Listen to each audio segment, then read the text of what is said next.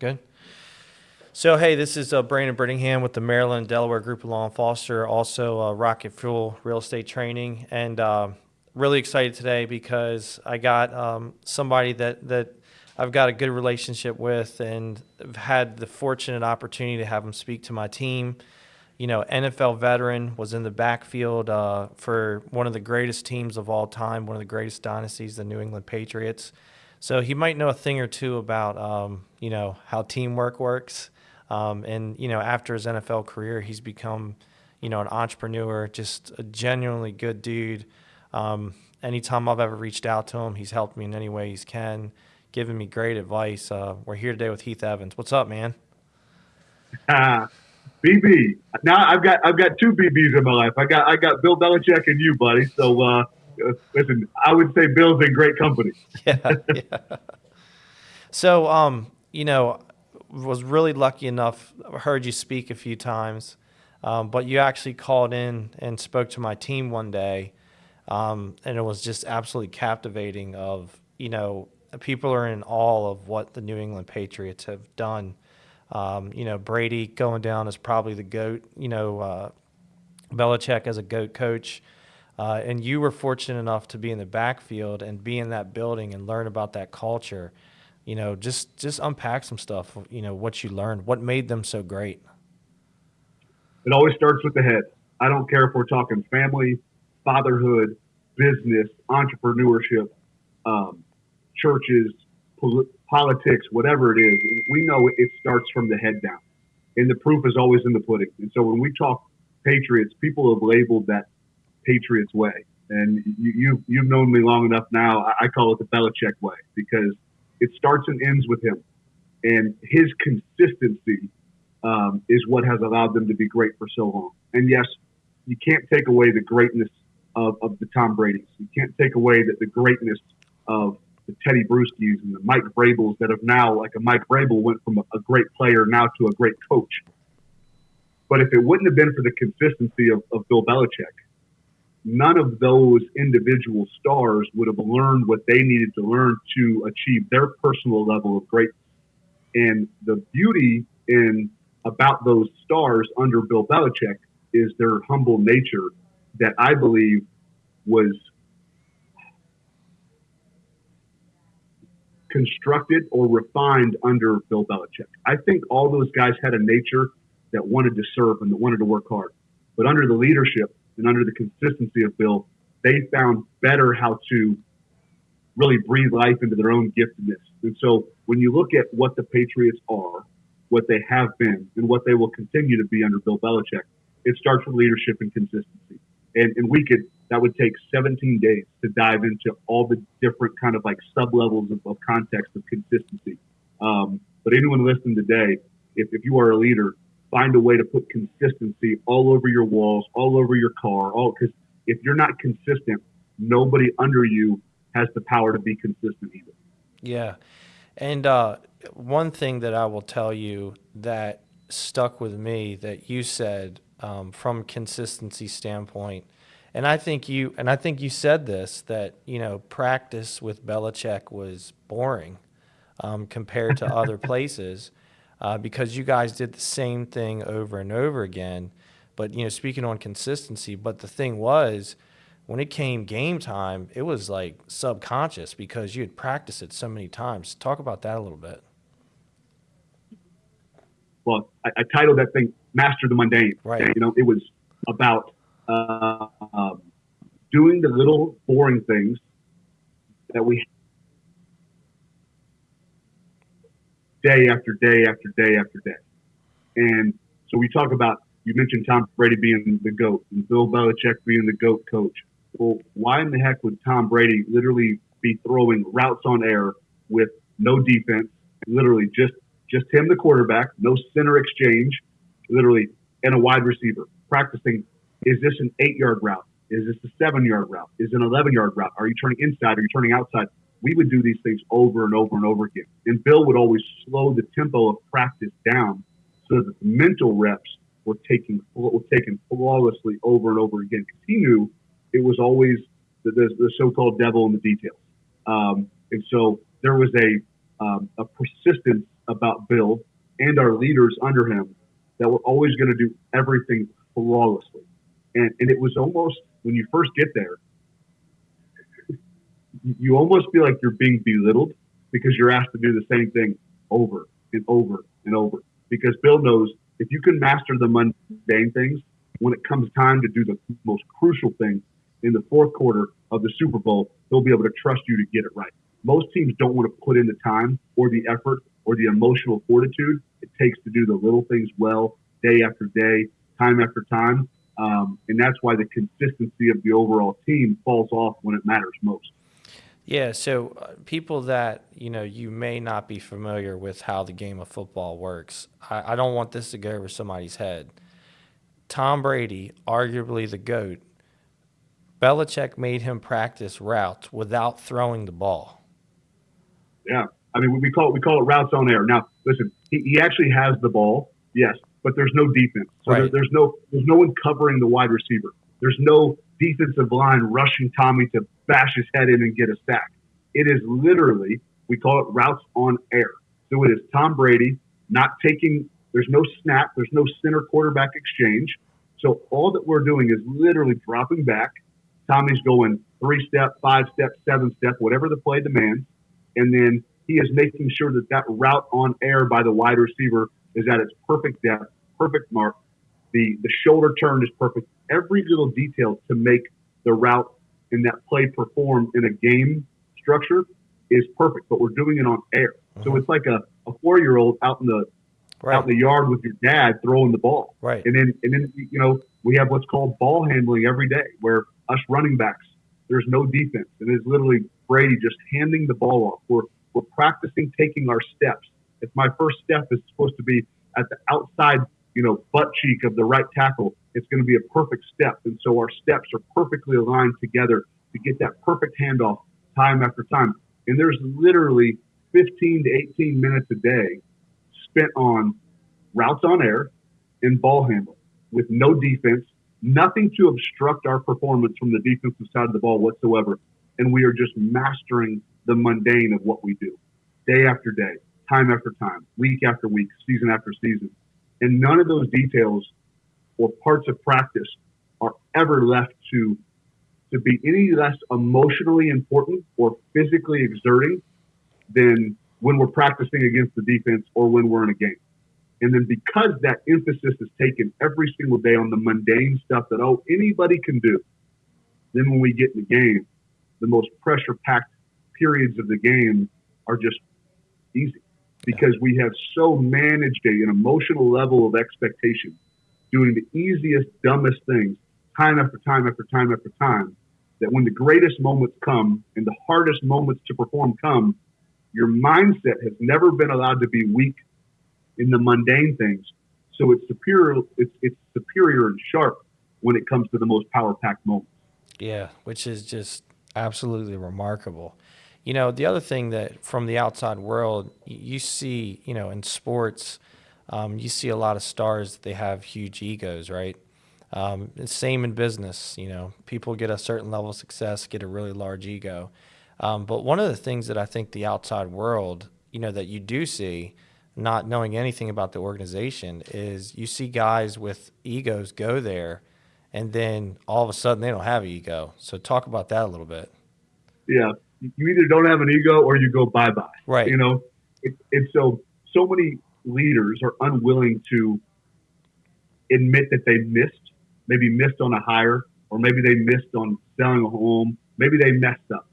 The one thing I've always applauded, or one of the things I've always applauded Belichick on, is he's never scared to say, I screwed up, but he will quickly rectify that mistake.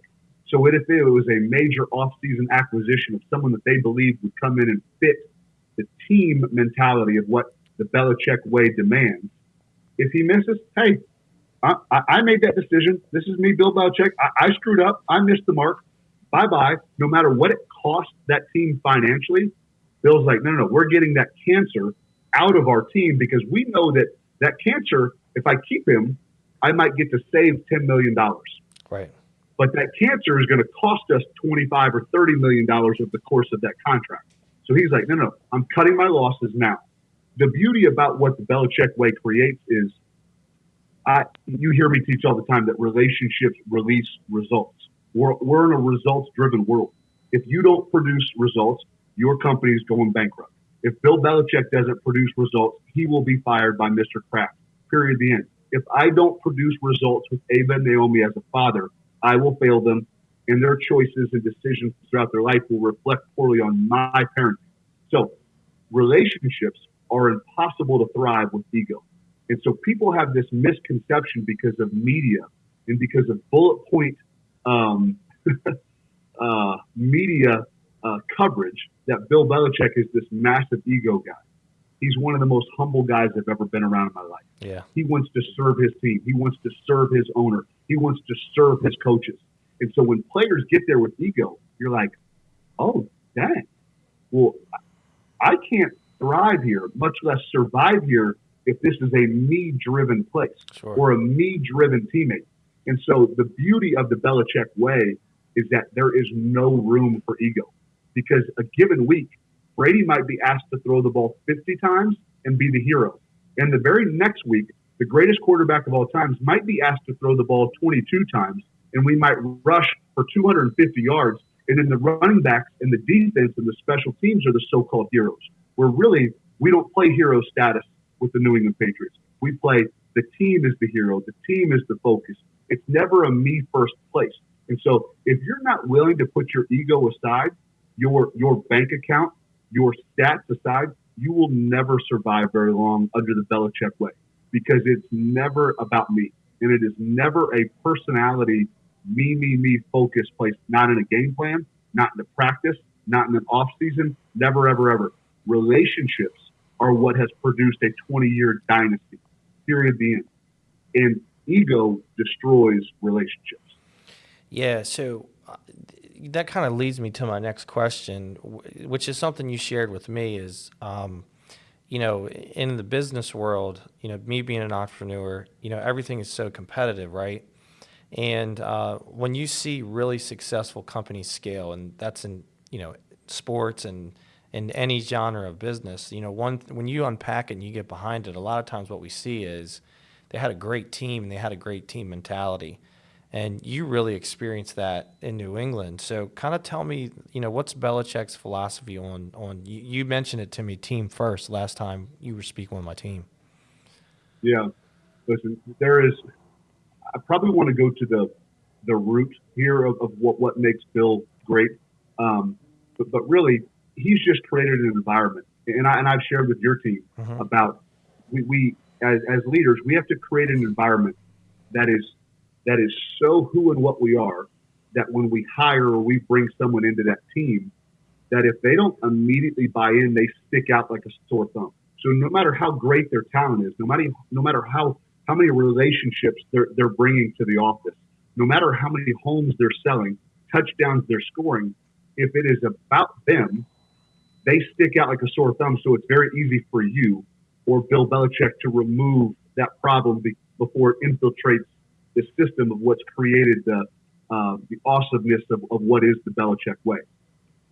But you've also heard me say, and this is probably the heart that Bill carries so well, I don't believe you can fake the funk in leadership when it really, really matters.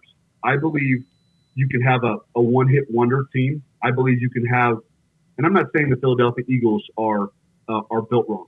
You can have the Baltimore Ravens one here, the Philadelphia Eagles one here, the team that has a splash in the pan great season. But if you're going to build what we call a dynasty in the sports world, actions matter, but motives matter most.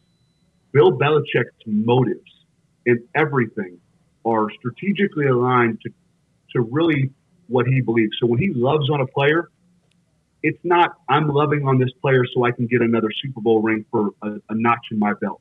I'm not loving on this player or teaching this player for me. The more you're around Belichick, the more you see how much he really, truly cares about relationships. His one focus, he knows he was hired. The best way for him to honor Mr. Kraft is to produce wins. And so everything is what is best for the New England Patriots, because that is what I've been hired to do. So he will remove emotional attachments and trade a player away, not because he doesn't love that player, not because he doesn't think that that player can still add value to the Patriots. He's just on his scale said, it is what's best for the team for me to move this player on. So Belichick's motives are pure. What happens in most leadership today, and I'm seeing it more and more than ever, people are taking truthful PowerPoints of even serving with love. But when you serve with love with the intent to boost your bank account, or when you serve with love, or you try to love people, or you try to educate people, or you try to encourage people with the ultimate motive of like, oh, I want to build a bigger company. I want a bigger bank account. This relationship here gives me the ability to buy that boat that I've wanted. It doesn't work that way long term. Yes, momentarily, you might create a team that is a splash in the pan. But if you ask what Belichick has created, he lives his mantra. You've heard me say he masters his mantra. What he believes, what he teaches, he lives out. And so when you're there at any point of time or any length of time, you feel Bill really engaging with you because he really cares about you. And it's in line with the overall art, what is best for the New England Patriots. So I think, and this has been a bit long-winded, so let me wrap it up with this. Our actions of how we do things on a daily basis matter. But the motives behind our actions as a leader, our human nature, you and I, babe, ultimately have this built-in human BS detector. So if we feel like someone is trying to build us up for their own good, it might fool us momentarily, but over time, in my family, my wants, my desires. And so that will be hard to respect long term. What Bill's done masterfully now for 2 decades is he has mastered his mantra, and his motives and intentionality behind what he preaches are pure. And that is what sets him apart. And that's where I don't think that as leaders, if we're fraudulent, if we're just taking good PowerPoint presentations and trying to implement them, but we really don't believe the power of loving people works, the power of investing in people works for their good, not my business good, for their good, not my team's good, it might create a splash in the pan, but it's never going to create the leadership dynasty that we're all after. Yeah, which is just amazing stuff because obviously, I mean, God, in sports, probably the hardest championship to win is in the NFL. And then to win it and consistently be in it as much as they had, like you talked about, a team wins a Super Bowl here or there, but to be consistently in the playoffs, in the Super Bowl, that is just a testament to all the things that you're saying. You cannot get there without consistency, not in the NFL, not in business either, but the NFL is probably one of the hardest places to repeat a championship than any other sports league that's out there. Yeah, well, I mean, listen, you're running a big business, and inside that business, you have a bunch of people with leadership skill sets.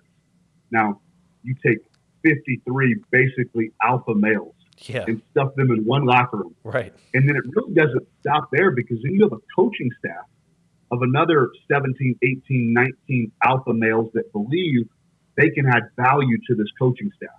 And then you have the one head coach, all right? Then you have an assistant coach, but then you have this owner, and then you have a GM, and then you have all these personnel people, and they all firmly believe in their talents and abilities to create greatness inside this unit.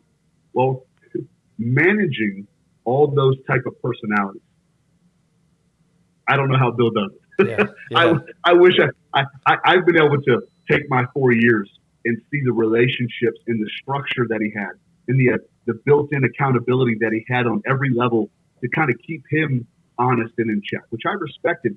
He's one of the greatest leaders of all time, and yet he has built-in programming to keep him in check where he might be blind to a reality, or he might be skewed in something that he sees, but he always has people, at least one, that have full open door policy to come speak into who and what he is at all points. And I think that's probably the biggest priority for any leader is to have someone that can call you on your crap at any point in time, and you ultimately submit to their level of authority. Doesn't mean that you're always going to agree, but it means that you're going to take it back and chew on what that person is saying. And so Bill has done that on so many levels. But the NFL, what it demands of creating an environment where everyone can submit to one authority.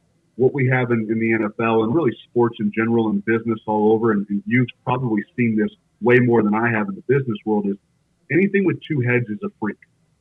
There can never be two leaders. There has to be someone that takes the ultimate authority if you're going to achieve ultimate sustained success. Again, there's a lot of ways to create a flash in the pan year. Oh, we sold more homes than ever. We were the number one team, in all of the land in 2019. Well, what's 2020 looking like? Sure. If leadership is right, we should be on this slow progression. We might have a fail, but we're going to fail up. And that's what Belichick has mastered, the ability to, hey, I'm going to honor you. I'm going to hear your opinions. I'm going to build up leaders around me, but ultimately the buck stops with me and starts with me. And that has created an ability where, because he has lived with such consistency in every area of his life, now people come in and naturally just submit to his authority. And if they don't, they go bye-bye very quickly. Yeah. So, I mean, obviously the amount of lessons and life lessons you learn there is just, it's unreal. And just the wealth of knowledge that you can give people. So you've kind of taken that, and, you're kind of in the entrepreneurial space now. I've got the Built Ready hoodie on right now. Tell us a little bit about, what you're doing with that, and tell us a little bit about Built Ready. Oh, man. Well, Built Ready was something that I would almost say was forced on me, and so 10 years in the NFL, I was able to retire and go straight into NFL TV. And part of my story is, after 8 years of NFL TV, I was accused of sexual harassment during the Me Too movement. The NFL paid me for 9 months. I went through all the background stuff. They used all my texts. I cleared their whole processes, and they decided to move on in what I feel was a lack of character way. And so I was forced into a season of life where I'm like, what am I going to do now? Because I had this stain on my so-called brand. Everything that I was gifted at and good at, I could no longer do because of the political correct culture that we live in. You can't go coach. ESPN, CBS, ABC, NBC, SEC Network, you name it, nobody would hire me. Not because I wasn't the best at what I did, but because we have a culture that says, oh, well, we love you, but you were accused of this, so we have to kind of X you out. So I was forced into a season of life. I'm like, hey, what's my purpose? What do I do? And so I think in a process of really begging God, what do I do now? He's led me to really what I feel like my ultimate calling is in life. I am really good at being transparent with all my past mistakes. I think that's where men are the weakest at. I think our society has created an environment where men have to pretend like we have it all together, when really inside we're so fearful at times. We're so insecure at times. We have no answers at times. We feel so weak at times. And yet when we find a way to be truly honest and transparent with ourselves, that's where the real power starts to set in. So in simpleton terms, Built Ready is a place for men to master manhood together. I have built a system of 10 declarations that I believe every man needs to ultimately master every single day to master manhood, to be the best leaders, to be the best fathers, to be the best husbands, to be the best encouragers of others, and ultimately to be the leaders that I believe God created every single one of us to be. And so it is a place where men can work out together. We have daily readings that we do together. Right now it is literally three things. There's workouts we do together, there's daily readings we do together, and then there's a private Facebook community group where men are just kind of doing life together. The vision of what it'll be by the end of 2020 is massive. What it'll be in 5 years, I'm going to build an 8 million man army of men doing life together, men learning from each other, men just having a safe environment to be truly real and transparent. And we are on the foundational level, which every startup has its hiccups and hard days, which we are in the middle of them. But I'm truly excited about what we're building, and even the stories that have been created in just the last 80 days since we started. Yeah, yeah. Well, I mean, gosh, man, the amount of knowledge that you have and what people can there's so many lessons in the things that you have just said for anybody that's, an entrepreneur or, in any type of management. If you want to become a leader, you just want to get better at what you do. I mean, we really appreciate you taking the time to talk to us, man. You dropped all kinds of gems on people, and it's fascinating to hear these things that you learned and that you've now taken and implemented in your life. And the thing is that I think is remarkable, with any entrepreneur, is we all fail and we fail hard. And you went from probably your lifelong childhood dream of playing in the NFL to getting fired from a job and then saying, hell, what do I do now? And then you picked yourself back up, which is just, I think, part of every entrepreneur's story and every businessman's story or woman. It's just remarkable. And, people go through the failure, and we all have, like you said, we all have the same fears. People see the success sometimes and think, man, this guy's got it easy. They never had it hard. And when you actually unpack, we are in kind of a similar mastermind group together. Heath and I are. I mean, all the titans of the industries of the people that speak in our mastermind, one thing we all have in common is we've all had massive failure. So I think it's cool to unpack that, and you tell that story too, because a lot of times people see the success and see what we do, and they don't realize what's behind that, and that we've all failed massively, and people forget that's part of it. Yeah, our world celebrates all the wrong stuff. Yeah. You know, the great men and women are the ones that have fought the inner demons, that have fought the unfair battles, and the world doesn't ever get to see that. Right. And so I'm trying to live this healthy balance of, hey, let me let you in the inside of my war days. Let me let you in on the inside of the 14-year-old Heath that was running in the street, scared to death that I wasn't going to get my college scholarship. Nobody sees the grind work. I mean, when I look at a 10-year NFL career, that was established by 12 years of hard work that really, started when I was probably about 8 years old. Right. But nobody celebrates what truly matters. People celebrated 10 years of NFL. And what will eventually be celebrated as something that builds men into what we're supposed to be. People won't see the days of being, literally crucified nationally and falsely accused of sexual harassment, when anyone that knows me knows that it could be further from my character. People won't see the days of dealing with the rejection from the NFL. People won't see those days. So am I going to focus on those days? No, but I believe that story needs to be told so people can understand that through any greatness, there's going to be massive trials. And so the trials, I want people to start focusing on celebrating the right things. Yeah. And really, because the stories that nobody knows about you are probably the stories that need to be praised the most. Your darkest days, your biggest fears, your biggest doubts are really what need to be celebrated because you conquered them. And so we'll praise the big business and we'll praise the business success. That's easy. The hard part was those demons we battled to get there. And so I need more people to really be willing to share the hard stuff so that people can know that, man, I'm not in this fight alone. Right. Other people are in these battles with me. Yeah, absolutely. Well, Heath, man, I can't thank you enough. I mean, you just brought absolute fire to us today, and I really appreciate you taking the time and spending some time and unpacking your story with us today.